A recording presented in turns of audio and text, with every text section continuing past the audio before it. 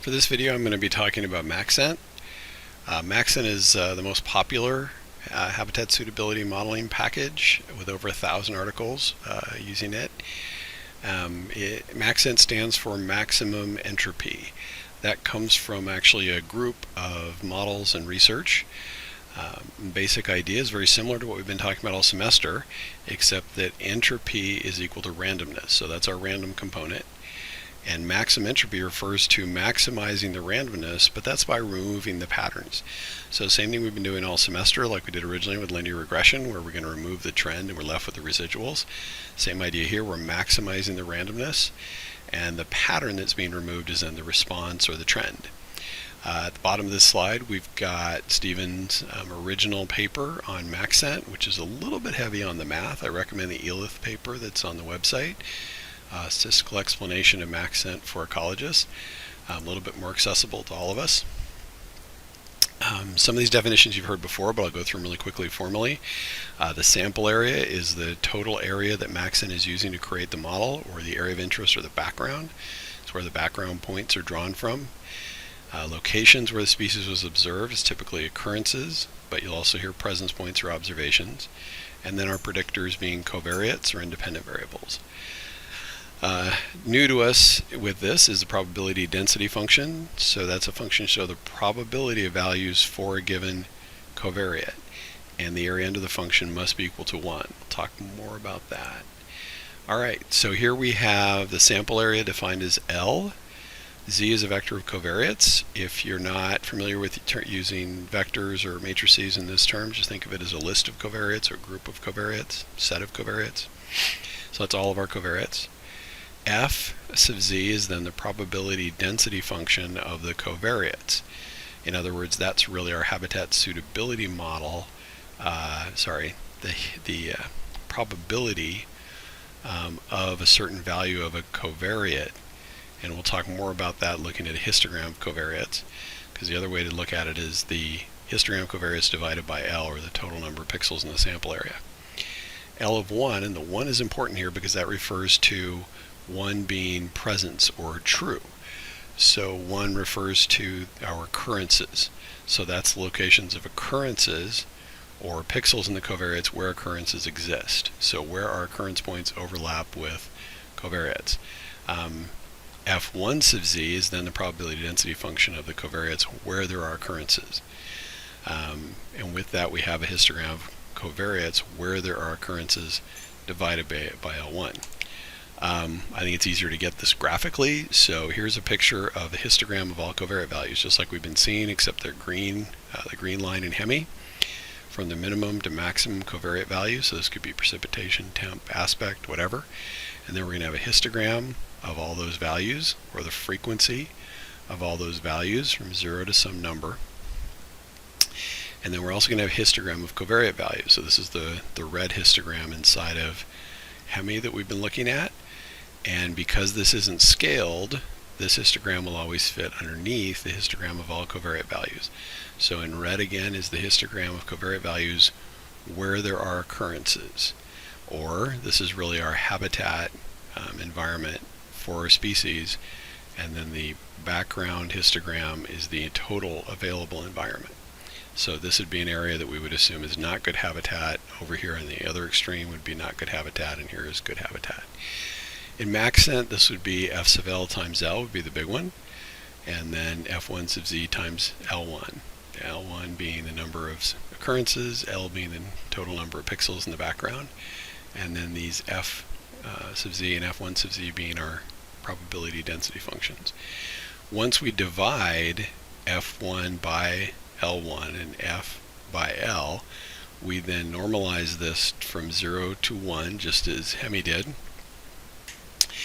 And now we see that still this fits underneath here. It won't necessarily, right? When it divides, it could come above it as it does in Hemi. But we've got our histogram still in the background of our study area, and then our histogram of the covariate values where there are occurrences. The model that MaxEnt creates, its raw output, is again the same thing as Hemi.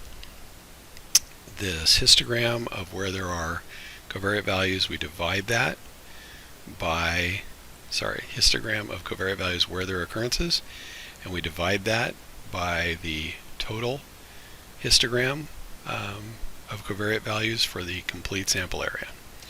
That's our F1 sub Z over F.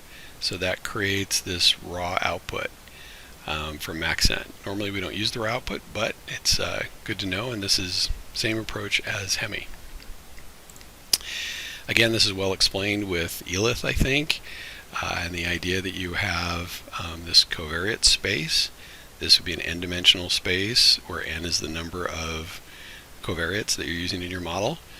You could use temperature and precipitation as your covariates, and then we take presence records. Those would move over here. Now you have temperature and precipitation. You have a two-dimensional histogram with our presence records. Those would be our occurrences. And then you have the full background sample or the full study area histogram. So this would be our histogram that's shown in red in the previous slide, symbolically in the previous slide, and then green for the total area. Okay, and when we divide this one by this one, that's when we get the raw MaxEnt output. Now the next step is for MaxEnt to then fix that or convert that model, histogram, into a model. It does that using what to us is a very familiar equation where it's got some function of z, some offset term or normalizing constant in this case, and then a vector of coefficients. So beta is our coefficient. You could think of this as being beta 0 plus beta 1 plus beta 2. And then we have a vector of features, okay, or these would be our response curves. So in other words, you have a normalizing constant as we have in the past, our y-intercept effectively, vector of coefficients, and then for each coefficient we have a vector of features, or you can think of it as a response curve. Now the target of MaxEnt, okay, in other words, the thing that it works with internally is the log of this, okay, and that's just simply to change the, emphasize those larger values as we've done in the past. Now what MaxEnt does is it optimizes gain. So this is related to deviance, and I'm going to refer you to the tutorial a couple times. There's an excellent tutorial written by Stephen Phillips. I think it's great. So I haven't replaced it with another one because I think it's one of the best tutorials we've seen, and it goes through not only how to use MaxEnt but also a little bit about how it works. And what MaxEnt does is it generates this probability distribution or response curves starting at uniform, and then it adapts that, removing patterns to then maximize the randomness of the residuals. And then gain indicates how closely the model is concentrated around the presence points. In other words, same idea that we want to have our model, going back to this curve, we want to have our model over the presence points or the occurrences, okay, and we don't want to have it over this area that's without occurrences. Formally, gain is defined here as, log of the sum of the log of our probabilities. So looking a lot like how we computed likelihood. Okay, so it's really the log likelihood, and then we divide by n, so we get the average log likelihood minus c. And c makes the gain 0 for uniform. Okay, so all that's kind of background on how it works. The thing you really need to know is how to use it. That's the first step for this class. Good to go through how it works, but really it's about how do we use this. Anyway, there's a regularization parameter. The regularization parameter is a penalty for overfitting. So this wasn't in the original version of MaxEnt. That created a lot of problems.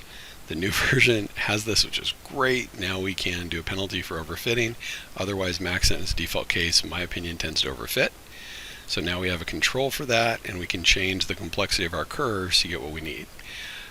So MaxEnt takes this likelihood and then subtracts these lambda values, which you'll see lambda used repeatedly, and there's our coefficients.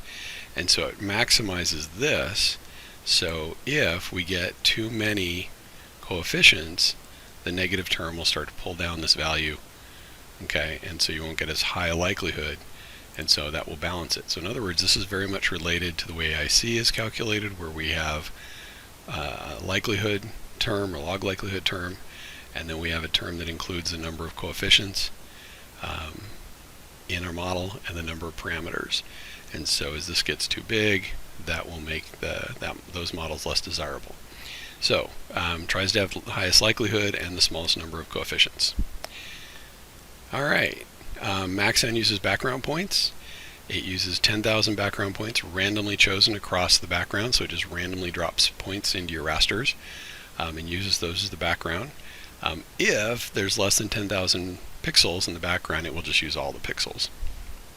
So that's where it gets background points. And again, some folks refer to those as pseudo absences, but really we should say they're background points.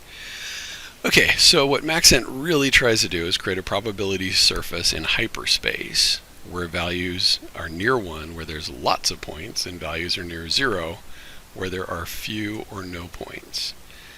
Okay, so it also then has an output that is a logit. It's the inverse of the logistic.